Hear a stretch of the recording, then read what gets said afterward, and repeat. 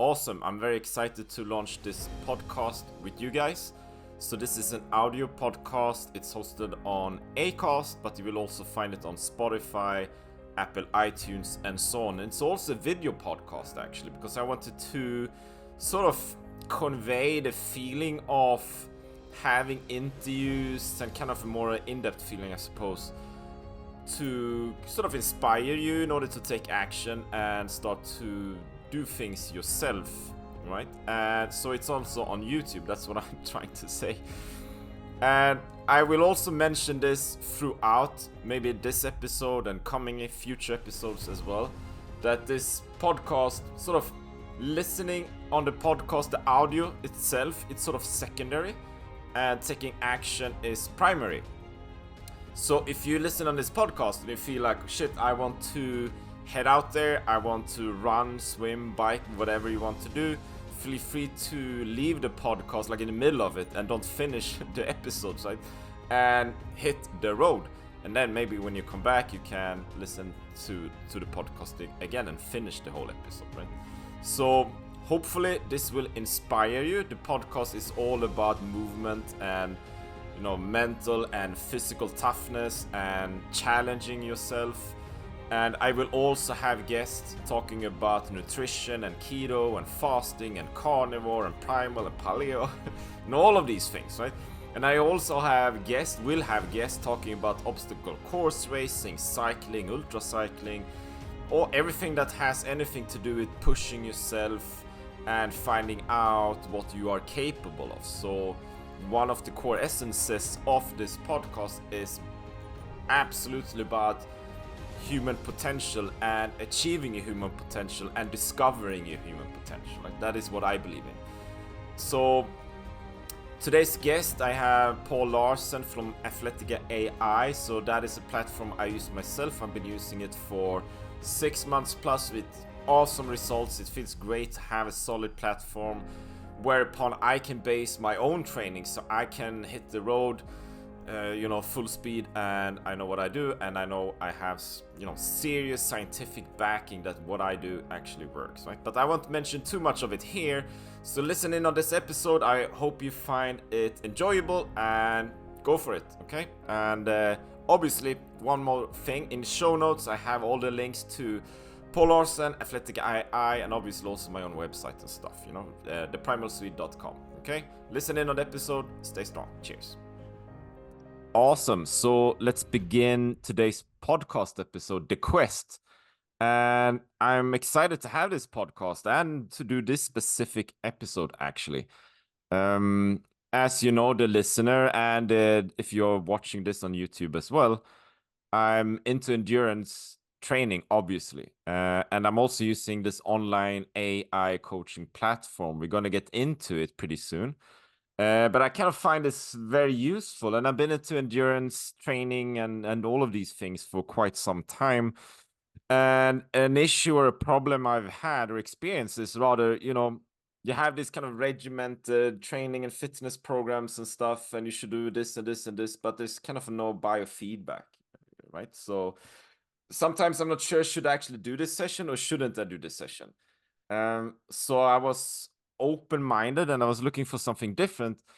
And that's why I had today's guest as well. So the podcast itself, The Quest, is about my own journey, right? So you as a listener, or if you're viewing this, my main focus, my main aim is to participate in 2025 in the World Championship in ultra cycling. So that's the big ambitious goal of mine. And as you're taking part of this, I'm sure you have your own goals. Maybe it's something similar. Maybe it's ultra cycling, a triathlon, endurance event of some sort, or you just kind of want to get inspired and start to move about, right? So that's the idea of the podcast. So with that said, and as you say, like, without further ado, I suppose, I will introduce today's guest. And we don't know each other very well. Like, this is actually the first time we met at all. And I just thought that you lived in South Africa before we did this recording, like we started. And then you say you're actually in Canada, because that's kind of, we have a common colleague or friend, I suppose, who lives in South Africa. So we don't really know each other, but I sort of know, or I have the idea that you are kind of the brain or one of the brains behind this online platform, right? So I think I will, well, welcome. I think it's doctor, right? Yeah, yeah. Doc. For sure. Sure. Okay. Doctor, prof, whatever you want to call me. Yeah. Let's Paul, welcome Dr. Paul Larsen, and that's kind of a Norwegian sounding or Danish sounding last name as well. Welcome it to the is. podcast. And please introduce yourself. Like, what do you do and why endurance? And kind of what's your view on endurance training as well? Who are you, Paul Larsen? Who am I? Big questions, huh? It is the big question. Oh man, Eric, thanks for having me on. And I guess so I share your love and probably your listeners' love for endurance sports, specifically ultra endurance sports. And my why moment, again, to start all of this, I'm an old man now, getting old at least. But when I was a young lad, it was 1989, and there were these two Ironman guys I was watching on ABC's Wide World of Sports. That's all the viewership or that's the only TV kind of that we had growing up in Vancouver, Canada. And it was Dave Scott and Mark Allen having the Iron War. Yeah. And I was just, I'd gotten into running, and triathlon had just started. And I was kind of into it. But then after I watched that, I was just like, oh, that's what I want to do. And that formed my why at a very young age. I didn't know how it was all going to play out, of course, as we never do. But that's where I went. And I took the sport of triathlon to a pretty high level, but not high enough. And then I wondered why I couldn't go. And almost maybe what we can talk about. But the only method that I could kind of figure out back in 1989, 90, 91 was just train harder and train longer. Yeah. But that's not necessarily the best road to Rome. So that's the initial thought that we kind of all have as well. If I need to do this Ironman event or an ultra endurance cycling event, well, you just train. I'm going to train longer and harder, and that's got to be the recipe. That gets you to a certain level, but it's probably not the. We now know after 30 years of research and whatnot that there's better roads to Rome that you've kind of discovered, Eric, and that kind of brings us to Athletica. So this is like again, I'm fast forwarding now from 1990 over to where we are 2024 recording. There's a lot of water under the bridge, and it includes 150, 200 papers in as I became a sports scientist in Australia, and then leading an Olympic program in New Zealand. And then we've reached the book, The Science and Application of High Intensity Interval Training. It's a 650-page textbook that I wrote with my colleague from France, Martin Bichait. 2 Olympic cycles, coaching. There's a lot of water under the bridge, right? And then in 2015, how this kind of all came about was we could see the power meters, the heart rate monitors kind of coming in. And I flippantly said on a podcast just like this, Eric, hey, if there's any developers out there that want to kind of make an AI coach, get in touch with me. And someone listening to the podcast got in touch with me, and that's my co-founder from New Zealand, Stephen Brown. And we just started coding since 2015. So this is like a long term. This was not invented overnight. So all of these basically, what Athletica is that you alluded to is it's the textbook inside of an app, and that's what we are today, and that's what you sort of found. And it's basically showing we take a physiological based approach. So there's specific targeted sessions that work on your body to try to elicit like a certain response. And that's probably why we can talk about these later, Eric, but like there's strength endurance sessions in there, these low cadence kind of work. Why is that in there? Well, there's actual purpose to that session that you don't get if you're just grinding away doing your ultra endurance cycling. There's specific VO2 max intervals, 30-30s, etc. And again, that has a specific purpose of targeting your heart and your fast twitch muscle fibers and making them more fatigue resistant, and on it kind of goes. So that's me in a nutshell, and where we're at today with Athletica development. Awesome. Do you see any? I mean, there are lots of fitness programs out there. Are there like lots of AI? I mean, as well is pretty new in the business, right? So this is kind of a brand new thing. I'm kind of trying to share the Athletica AI platform with potential clients as well, to see how they react and if this is something they would like to try as well. Do you, I mean, do you find lots of competition out there, or this is it's because everyone is talking about AI these days, right? Yeah, and it's honestly, Eric, I'll be quite frank with you. 6 months ago, we were, um, 6 months, 9 months ago, we were looking at throwing it all in and throwing it away. Yeah. And but then it was the timing was incredible because ChatGPT was then introduced, and then the opposite occurred, and all of a sudden everyone accepted AI, they understood AI, and they came to the program. And of course, you'll know we have ChatGPT kind of integrated within Athletica, so it actually provides user feedback. Not perfectly, but 9 times out of 10, it gives something that's quite useful, and we have that feedback. So it was one of those stories where it was almost like we were going to throw in the towel because we couldn't make it work. But then we've hit our inflection point. We found our product market fit, and now people are accepting of it and quite excited by it, and they love the feedback that it kind of gives. But it wasn't always that way. It was 8 to 9 years of slogging. um, but isn't that the entrepreneurs or startups Yeah. often story, right? That's what you have to Yeah, I deal hear with. you. It takes time to actually build something. It takes way more time than we actually think. It's or rather, it's like you're not gonna do my first Ironman or something. It's not like something you do on the very first day, right? It takes time to build. It always takes time to build. And what I think is a unique thing about the platform as well is the biofeedback, right? I think that's very interesting because, but otherwise I would have this structured program and I try to follow the program. Sometimes I miss a session or so on, and I'm not sure if that session is for me really, or if I sometimes I feel stronger than the suggested session as well, right?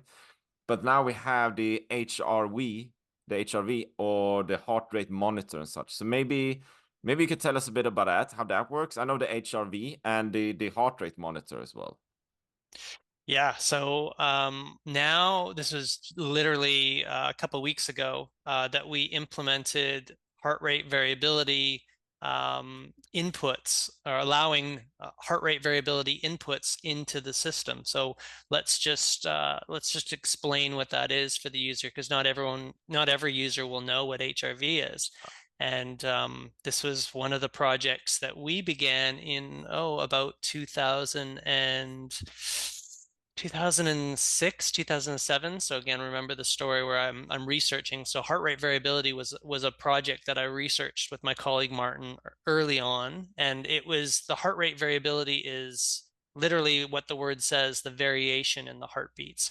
We often think about our heart beating like a clock, and you immediately kind of go back to the Wizard of Oz, and you think of the Tin Man, and he had a clock on his heart, right? And it was tick tock, tick tock. Yeah, That's what we think of the heart rate. yeah, It's not like that at all. It's actually it's all over the place. It's going, it's like tick, tick tock, tick, tick, tick. It's just totally variable. And you can prove that for yourself if you actually happen to have a wearable, and you can actually like sometimes I play with it. I look at night and I look at my heart rate monitor. I can actually I try to control my heart rate, but I can control it for a bit, and then it kind of skyrockets up.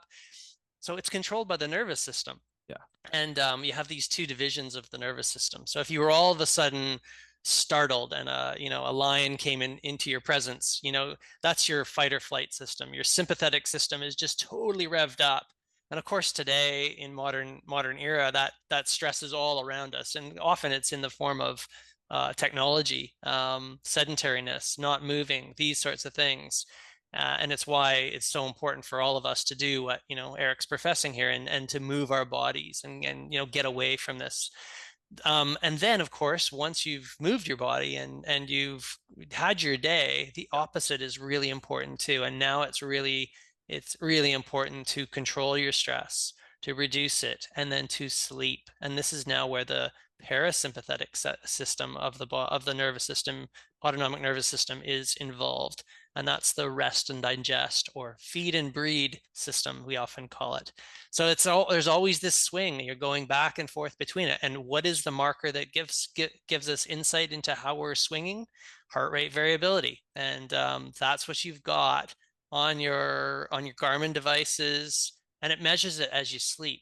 So we take in Athletica, because we pull your Garmin data, Yeah. Eric. We also pull if you're wearing it at night, we'll pull your heart rate variability marker as you sleep, and then you get this nice graph. And we're looking at that graph on a day-to-day kind of basis, and we're looking at trends. We're looking at averages of when all of a sudden, there's stressful moments in your life. We never take an absolute day as being bad, that we know that that's not a good thing to do. And there's a lot of devices out there, I won't say any names, that kind of do that, where they take this acute Yeah. situation, and they say, don't train today. That's just really bad practice. We need to look at trends. We need to have the big picture. And this is where Athletica nicely kind of comes in, because we do have the big picture with all this data. And we can look at the big picture. And then by using that heart rate variability, the trend that's happening in you over, say, 7 days, say you're sick, all these things, we can start to now use that data and make adjustments accordingly. So we're really excited about that feature. And we're going to bring more and more streams of data in from HRV. And we're going to keep adding to this one, right? You can see on there, you've got your sleep hours as well. You've got your resting heart rate. That's all in the recovery profile. And yeah, that's a long, and then this kind of also goes back to the other point that you made, Eric. We all respond individually to training. You get that, you typically go on the internet and you find a blanket plan from name your training platform that you purchase it off, Yeah. or you find something on the internet. And you could have two seemingly identical individuals, and you can apply that same training load, but you get entirely different responses to that training. And the only thing that matters is the response in you, the listener, you, Eric. That's the only thing that matters. So how are you responding to that training? Well, heart rate variability is one of the tools in the toolbox you can use to find out how you're responding, your training, and all of the other life stressors that are around you in your life. Do you maybe this is like a technical question, but you mentioned the Garmin. I have a Garmin, so I'm connected, through Garmin. I also have a Strava account, and I use like Swift, lots of indoor training for my cycling, right? But however, nighttime I wear my Aura ring usually, but it's not. Do you have like the connection between Aura Not yet. and the We, HRV? Maybe that's the com, because otherwise I would need to wear the Garmin watch, right, when I sleep, because I need the HRV in order to connect to the Athletica Today, platform correct. So today. this, like, we're talking about this. I literally presented this at Endurance Exchange, which is Yeah, the USA triathlon and USA cycling conference. It's very, very new. Like, it's just 2 weeks old, yeah, this innovation. So now I'm literally writing emails to all of these the other HRV providers, like Aura, oh yeah, like Whoop, all these other guys that are out there. And we're going to try and get more and more of these data streams and inputs in Q1 and Q2, but okay, this year. So cool, cool. And okay, so I'm using, say, Garmin. I'm doing this session. I have this heart rate. I'm going strong, or maybe I'm going not so strong. And then I'm, as I understand it, then like the session on the next day, that's not really affected by that current session, but maybe the next week, those will be affected. Is that correct interpretation of how it works? Well, actually, yeah, the next session, you can control on your Yeah. settings how many days ahead you want. But if you have and in terms of things that are like changing, but generally, like, the next session will be adjusted if you want that. If that annoys some people, because what they find sometimes is that All right. they weren't ready, right? Like, they already had it in their calendar, they were going to do X, Y, Z. So, but the algorithms itself, the AI itself, can adjust on a session by session basis. It has that capability, but it's customizable in your settings. Yeah. Okay. Cool. And another thing I'm thinking about, as you mentioned earlier as well, and in the beginning, right? Like my idea when I started with endurance training and ultra running, and I got into triathlon was, okay, in order to succeed, I need to do like at a good professional, not kind of semi-professional level or something. I need like 20 hours of training a week, right? So that what it was. I came in with this mindset, but in real life, I'm not a professional athlete. I have my day jobs, and I have my business and lots of things going on, right? So I can maybe push in, say, between 6 and 10 hours. But I'm still reckoning that if I get 10 hours, that's really good for in my world, obviously, right?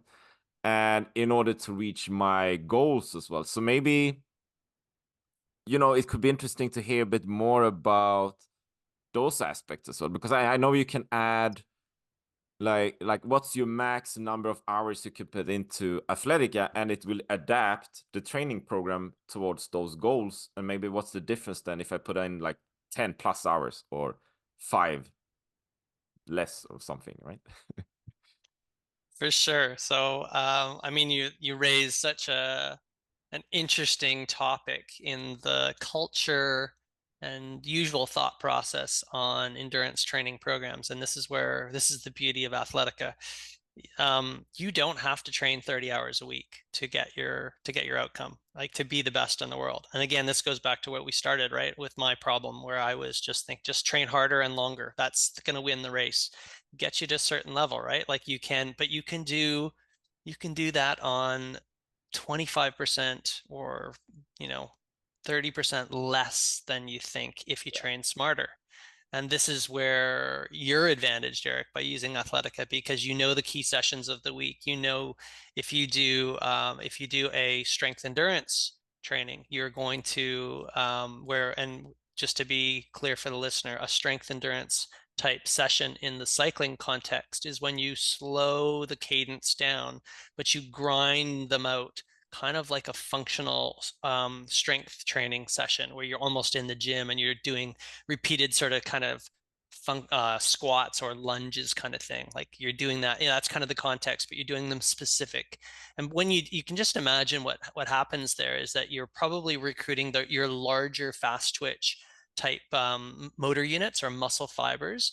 And when you do that repeatedly, you're converting those big, powerful fibers into sort of slower twitch, you're giving them slower twitch properties. That's what the science says that happens. So you're giving them more mitochondria, energy producing powerhouses of the cell.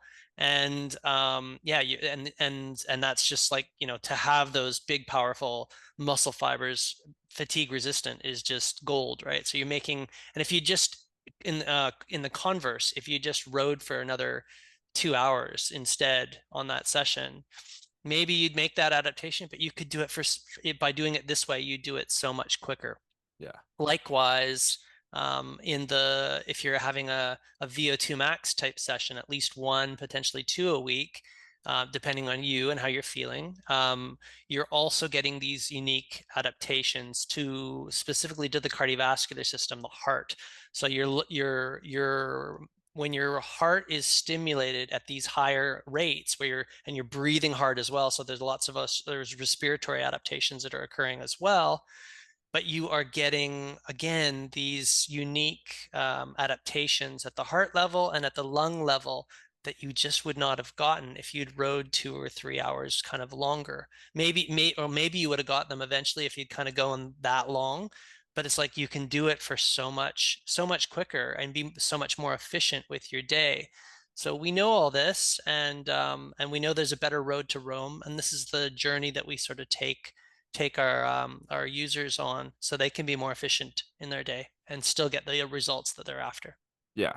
Yeah. I think that's cool. I did last week, I did a high intensity interval session on the bike. I think 5 times, kind of fast and strong, and then rest in between, which was really good, like dripping sweat, right? And then the next day I did a threshold test, threshold session, which was like, that was painful because Yeah. I had that the day before, and then I had this thing, and then in the evening I tend to do other things as well. Paul, I kind of I do my sessions, and that's kind of the core of my training program. But then I love to go to the gym, right? So I go to the gym. Yeah, you are in the gym. So I go to the gym, and not necessarily like super, intense or anything. And I kind of like functional fitness, functional movement, and these things, right? And I also commute to my day job running, not every day, but 3 times a week. And now it's like winter time, so the other day it was like -10 Celsius, and you're in Canada, so you get how that I is, and get it. it's like pitch dark, and I take this ferry across the harbor, and it's just covered with ice sheets, and it's kind of tough, It's like in the Arctic, and I run there, I run back, and then when I get home, sometimes I go to the bike, and I put on Athletica and Swift, and I do my session. So yeah, so maybe I don't know if I have a question in there, but it could be. So what about all those other sessions you actually do, right? Because I don't only do Athletica, right? I do running, and I go to the gym. Maybe I do some flow rope or something. That's kind of a popular thing these days. So and those are also added in because I tend to put on my Garmin watch, right? So they are added into Athletica. So how They are are. they taken into consideration in this whole algorithm AI thing going on? Yeah, so that took a lot of work, but working with our back end amazing team, we worked out load scores for all of those alternate activities. Oh And of yeah. course, Athletica isn't just for cyclists, right? Mm. Athletica is for triathletes who are doing swimming and running on top of their cycling, and gym as well, right? So we have load scores involved for all the alternate sports, rowing, on and on it kind of goes, right? We're creating the rowing plans right now, but we're going to continue to add on sport after sport. So as long as you're recording what the activity that you do, could be sauna as well, right? There's a stress. Think of, Yeah. it's a stress monitor, so that it can take those into account to give you the prescription that you're kind of doing. So it doesn't matter what you're doing, just make sure you record it. As long as you've recorded that activity, Athletica is going to take that activity into account and adjust the subsequent session. Again, the purpose, or like the whole, the focus of Athletica and its goal is to build your fitness, and not get you overtrained. So it's always looking to kind of do that. It's always looking at what's the ideal load. You can violate it, but it's just going to tell you this is the ideal load. This is what we recommend based on what we're seeing, and it wants to keep pushing up your fitness and then bring down your stress and up your called your form or your freshness just Yeah. before you perform in your critical event. And that's what any good coach should do, right? So that's the purpose of coaching, from a training standpoint. A coach or trainer should be that you might be working with. That should be their aim for you. So our Athletica is like a quality coach in that perspective. So I'm curious, Paul. Should I record when I go to the sauna? Well, I do. I You record do? online. Oh, But you have the absolutely. So I Garmin then, and you record it yeah. like the I, time? Yeah. yeah, for Yeah. sure. So I've actually you can create your sessions on your, Yeah. you can create like unique sessions on your Garmin, right? Yeah. So I've created sauna right here. Oh, And really? then the data fields that I have, like Yeah. time, because I usually want to know what the time of day Sure. is, time I'm in there, Yeah. the my heart rate, Yeah. and then I've even got temperature on there as well, right? So yeah, Ah. like the overall temperature, and which I often use because sometimes the sauna is running really hot, right? Like Yeah. my get towards 50 and Sure. stuff, and like how's that syncing with my heart rate and Yeah. all these sorts of things. So definitely I record sauna in there, and heat is a stress, cold is a stress as well. Both are really good, and I'm a big believer that you should have both the hot and the cold stresses in your diet as a human. Really, like we're meant to have that. And one of the big things I've got into this year, the Wim Hof kind of methods, and I just absolutely love it. Back to like the heart rate variability stuff, you want to, like, one of the most potent tools in your toolbox that you can use to uh, up your heart rate variability, up your RMSSD, is cold water immersion. So I'm up to 10 minutes in our Columbia River with ice over it. So the river's at, sitting at 10 4 minutes. degrees Celsius, 10 minutes solid, eh? It's pretty strong. Respect? Yeah, that's Yeah, strong. That's good. that's good. I never Well, done 10 I'm minutes. Scandinavian like you, bro. So it's Your last name Larsen, is that Norwegian Larsen. Yeah, or Danish. Danish? Okay. Yeah, Danish. Then Right we across. established our common Common origins. blood. Yeah, common blood. So do you record your cold sessions as well? Yeah, I do. I actually, because I like to mix it up, right? When you're doing 10 minutes in 4 degrees, you want to have a sauna nearby, right? Because you get Yeah, out, yeah, you're absolutely. Yeah. pretty cold. I So it's seldom like, have a and that's, sauna. Yeah. yeah, so I like to have the sauna because that knowing knowledge that the sauna is coming really helps me just chill. Like I really just I'm calm, and and after you get through the 1 2 minute kind of segment, where it's pretty uncomfortable in the cold, you just kind of it's not as bad. Like I just it's easy after 1 or 2 minutes for me. And I just kind of, yeah, I just meditate in there, but always knowing the fact that the sauna is there and I'm going to go in that. I just feel so good after I do Yeah, kind of a absolutely. cold and then a Yeah. sauna after. So I just record the whole session as sauna, cold and then sauna, and I just sort of know that I've got those that kind of uh Okay. different. You remember, it's Yeah. all about Yeah. stress, right? So these are you're getting cold and hot stress, Yeah. and I definitely take that into account. And that's added to Athletica. Yep. And okay, so yeah, absolutely. I love cold. Me and a friend went to a local lake the other day, and we came, and I was surprised because this is a lake in the middle of the forest, and I was surprised because at the parking lot there were lots and lots of cars. I was thinking like, this is weird. Like everyone can't be taking like these cold plunges. It is popular, but not for like 10, 20 cars. That's not, something else is going on, right? So we go up to the bridge leading out onto the lake, and I realize, oh, they're actually skating, ice skating. But they have like this hole, right? So me and my friend, we put on some nice music, this kind of Nordic Viking music stuff I like, right? And we have like the fire as well, so we put on some fire, and we have the music and stuff, and bathrobes, and we take the cold plunges, and everyone is looking at us like, what the fuck are they doing? Oops, what the hell are they doing?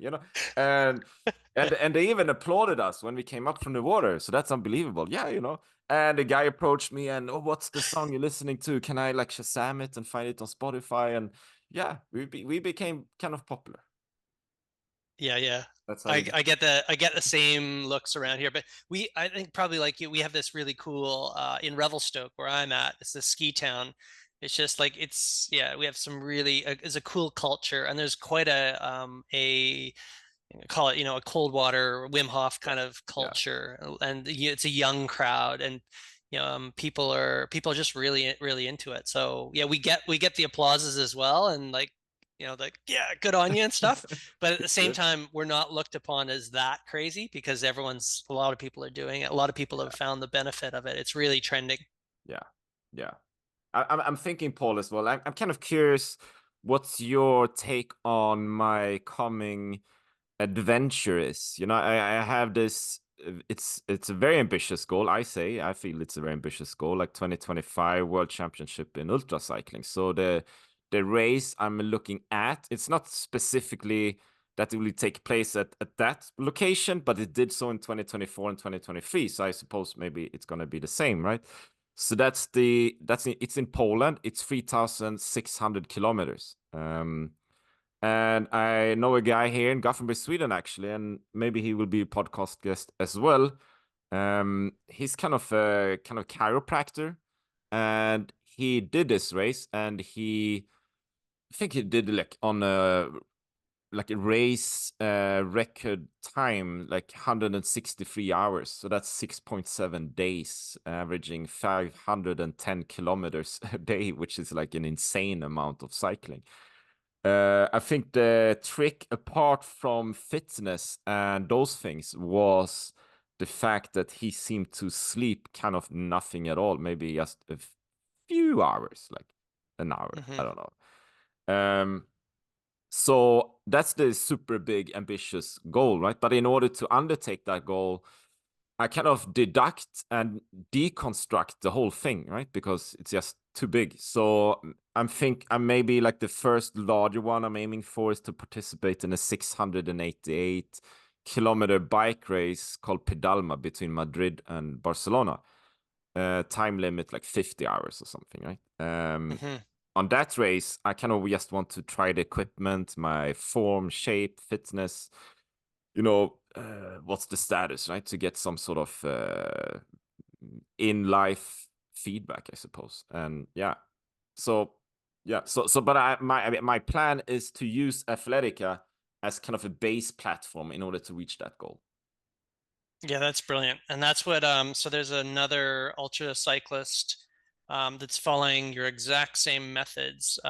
His name is Phil, and he's on the Athletica forum. You should definitely look him up. So, and you guys should chat and direct message and stuff because Yeah, he like you, he's a Brit, and he's an ultra cyclist as well, and does all the brevets and these sorts of things. He does the exact same thing with you, where he knows the Athletica is builds the engine and stuff, but then he still has to supplement with the long sort of sessions, to train specifically for this. And again, I didn't mention this in my history, but I've done 2 race across Americas with as a team.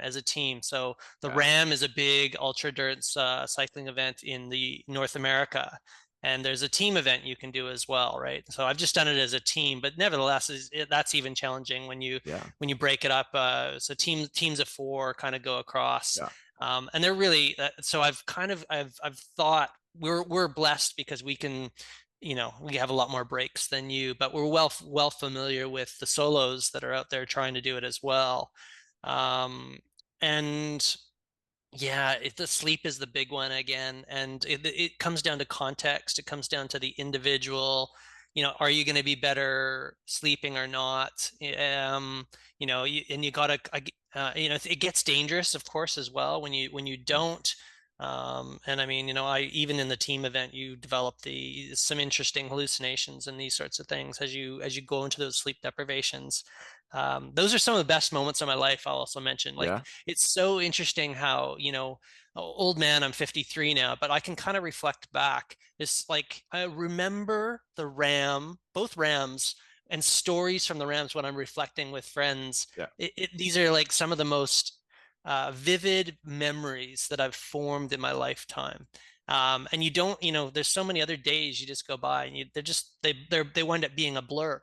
mm, But those events are just like so special, and that's so to me, like, you're I love your challenge. I love the fact that you're yeah, going for that, Eric, and I think you and do it.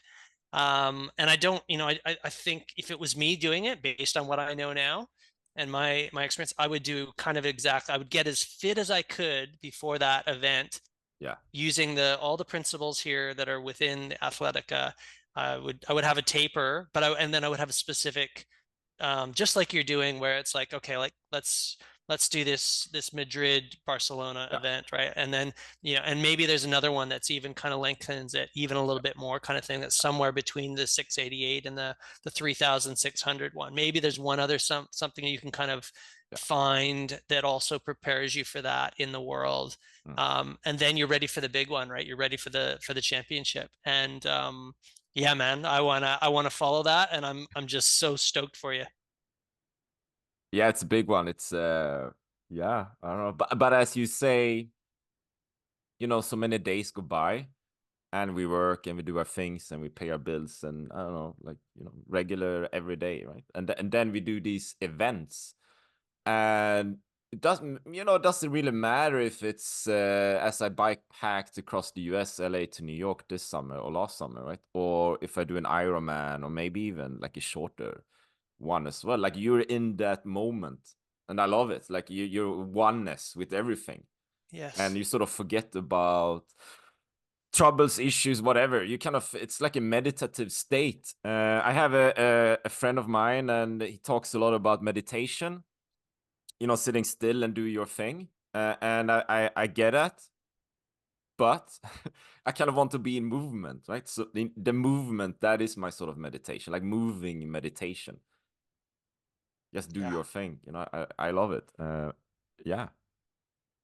Yeah, same. I always found that too. Like it was, you know, training was always my church, and even in the event as well. It's just like, yeah, it's your there's it's meditation and movement kind of thing, and you're in that flow state, and you're just, yeah, and you're just so present, and you're so present and aware of everything that's kind of going on, and everything's so there's a clarity of thinking and in your process and whatnot, Yeah, and yeah, it's quite special, and I think all your listeners should apply to or try to kind of strive for something like that, because it's nice when you set those goals. One of the things for human health and happiness, they say that like having a sense of purpose in life, like a sense of purpose, and you that and your sport or your challenge can be your sense of purpose.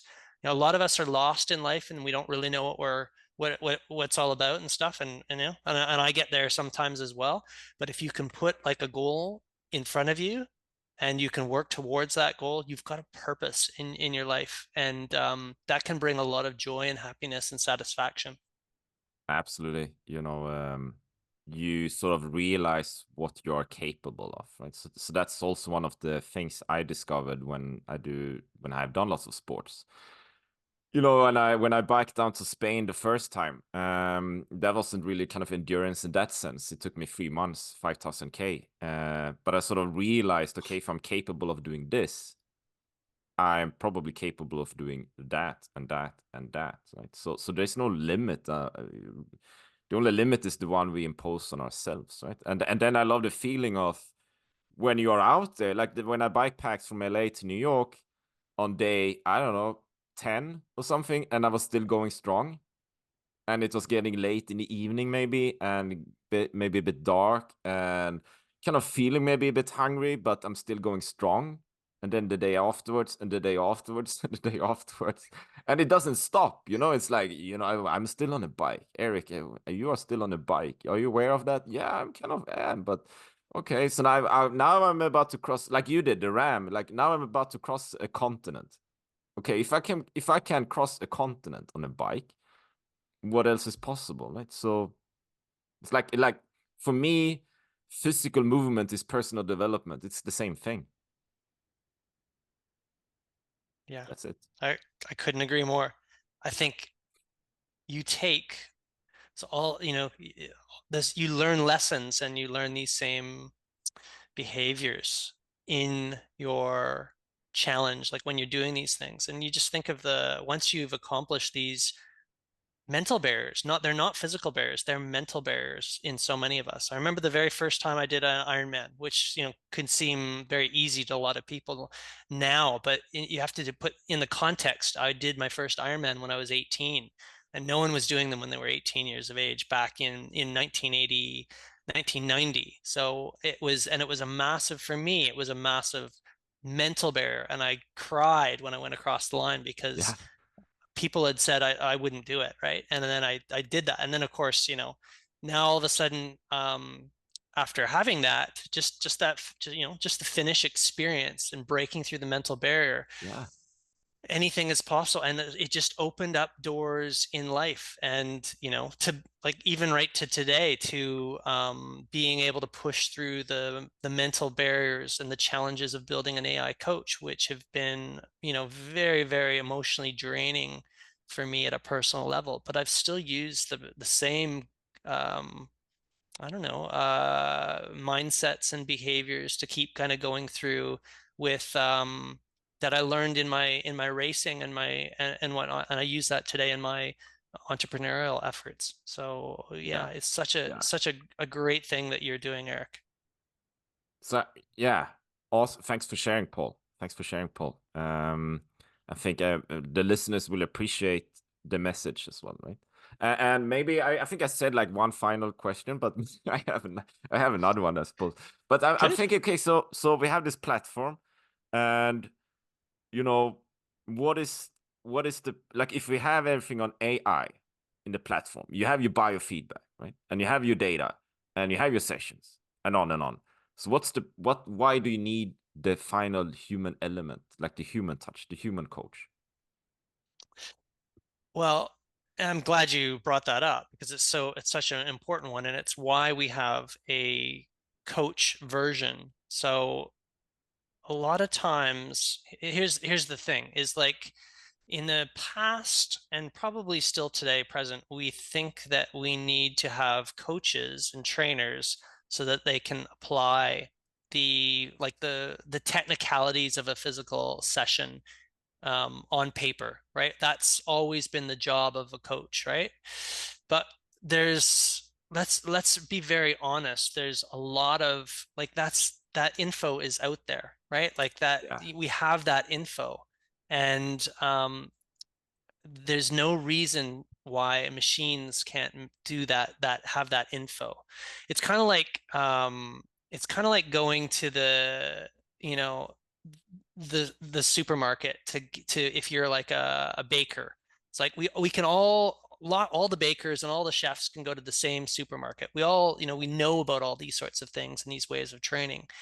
But it's in coaching, it's how you actually go and manipulate these various different things, or in just like the baker would all as a coach would kind of put these things in a different way. And that's where good coaching kind of comes in. So the best of both worlds is mm, to have a technology that can give give the sessions, give the bread and butter sessions in there. But how, you mentioned the manipulations of these sorts of sessions. That kind of comes up to you and your coach and the learnings that you can do, the emotional connections that you make with your coach, yeah, the coach that's been there, that's all before, that already understands all the problems. And this is again why we have a coach version. We think the best of both worlds is to combine AI with EI. EI is emotional, your emotional intelligence. Your emotional intelligence from the coaches is instrumental. And if we want to geek out and go to the science, I can totally tell you that it's the coach is is more important, and your belief in the coach is more important. Professor John Keeley was on my podcast, and he has a whole he has a whole segment on describe and research backing the fact that the belief in the program and the connection with the coach is more important than the actual ingredients that we kind of just spilled out. So I'm downselling the importance of Athletica, and I'm upselling the importance of Eric. But I have to be on. I'm a scientist, and I know that that's so important. My biggest achievements were when I worked with a coach in my Ironmans. My personal best was associated when Gordon Walker from New Zealand coached me to my sub 10-hour performance at age 43. So my best performance as an Ironman, my most complete performance was when Gordon Walker coached me. Gordon Walker is New Zealand's gold medalist coach. He's coached Lisa Carrington to multiple gold medals. She's a kayaker and stuff, but he's also an Ironman kind of yeah, coach as well. And it was his connection, his words, the fact that we put pieces of the puzzle on the in terms of pieces that actually were going to pinch points of the race itself.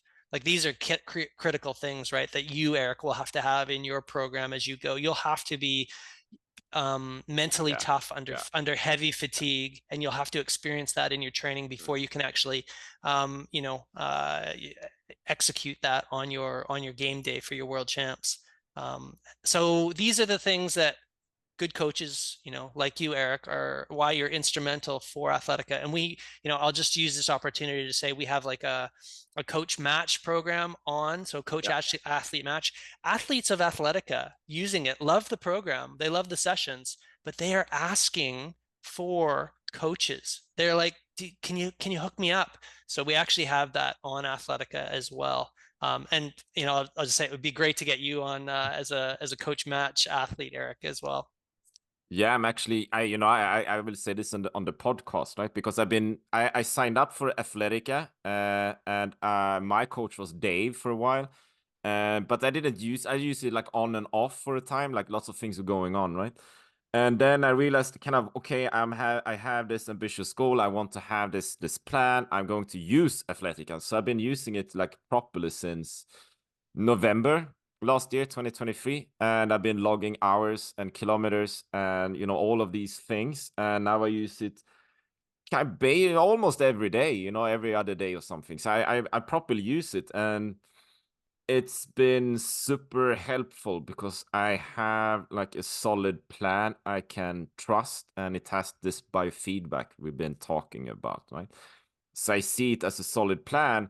So now at this very stage, and it's good that we have this podcast as well, right? I've been reaching out to a few people I know, apart from my other coaching and online courses and stuff, right? So now I want to use Athletica for clients, right? So I have this endurance coaching program. It's called like Endurance Unleashed, right? So Perfect, that's the perfect. program.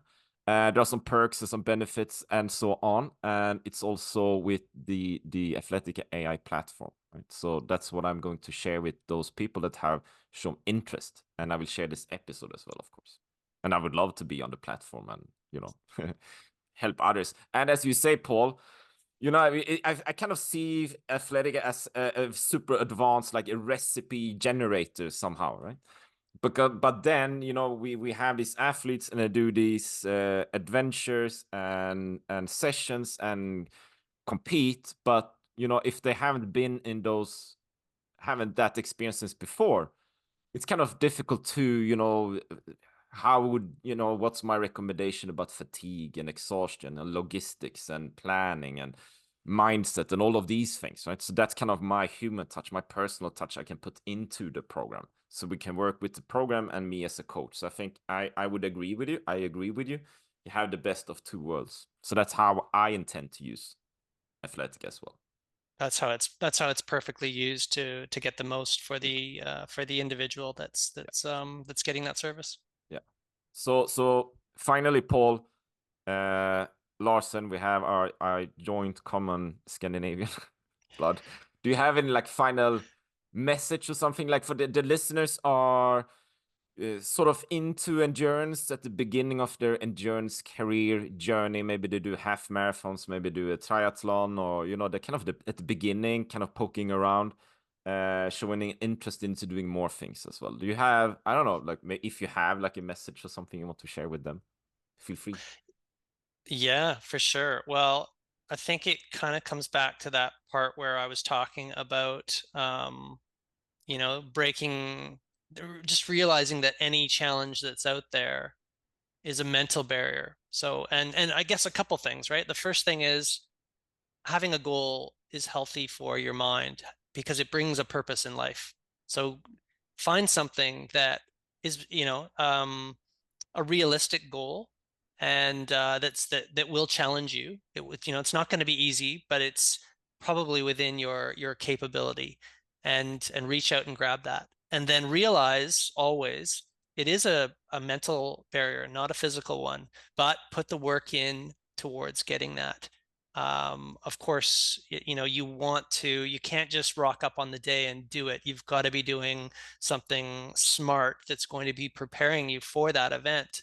So Athletica is a great tool to be able to use that. And then, if the icing on the cake would be, to get a coach alongside you, such as yourself. So this is all, self-serving recommendations, but I mean, there's a lot of benefits in the whole thing from the mental health standpoint. And you won't just get the benefit of breaking that mental barrier on the day. You'll be able to take these lessons into all other aspects of your life, be that family, be that business, be that anything. It's just part of living a great life, in my biased opinion, Eric. Awesome. I love it. Find a goal, realize it's a mental barrier, but work on your fitness as well and get the coach to work alongside you. Do you have like, if anyone would have any questions, Paul, do you have like an Instagram account or an email or something you want to share, or a website? Yeah, I think really just I'm very active on our own forum. This is a super popular thing on Athletica. So we've got a free forum on Athletica, and you can tag me there. I'm at prof on the Athletica forum. and it's a very helpful community that is, and again, I encourage you to go there, Eric, and get in Phil's ear as well, because he's doing the same thing. He's using the I same will. methods, and like you two sound like you're on similar levels and stuff in terms of how you guys, maybe you guys will meet up. You'll ride to some location in Europe and Maybe. and Could be. then ride Could back be. home or something like that. Yeah, Like yeah. that's how, yeah, you guys are crazy like that. So yeah, I would you can tag me there, listener. So yeah, I hope love to hear that you've heard me on Eric's podcast. Awesome. Thank you, Paul Larsen. And for all the listeners out there, I hope you got some value. And as always, stay strong, be a beast, and head out and challenge yourself. Okay, stay strong. And that is the wrap up for today's episode. Thank you so much for tuning in. You can find me on all main social media platforms such as Instagram, Facebook, TikTok, even on LinkedIn under the Primal Suite. Okay, so follow me there for behind the scenes content from the podcast, but also where I share more info about nutrition, fitness, endurance, bikepacking, and all of these things, adventure, right? About the podcast itself, make sure to subscribe and follow the podcast. I'm on all main podcast platforms like iTunes, Spotify, and so on, okay? If you're watching this on YouTube, make sure to subscribe to me on YouTube as well, so you don't miss anything else I put on my YouTube channel, okay? So now to finish this off, I really hope you got value and inspiration, and just one final thing, stay strong, kick ass, and be a beast, my friend. Go after your dreams, chase your dreams, never give up. Cheers.